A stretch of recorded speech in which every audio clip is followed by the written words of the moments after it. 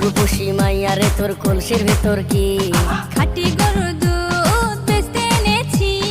ও রূপসী মাইয়া রে তোর কলসির ভেতর কি